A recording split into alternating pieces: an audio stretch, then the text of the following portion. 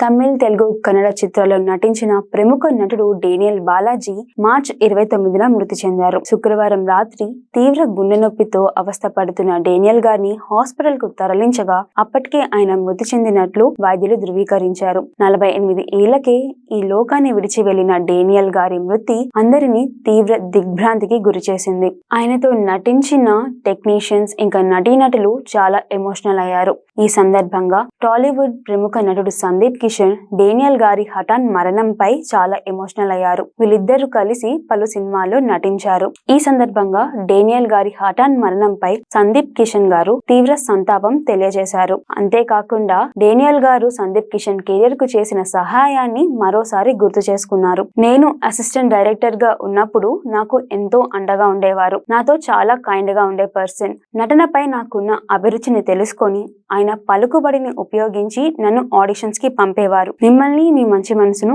ఎప్పుడు మిస్ అవుతూనే ఉంటాను. మీ ఆత్మకి శాంతి చేకూరాలి అంటూ ఎమోషనల్ గా ట్వీట్ చేశాడు సందీప్ కిషన్.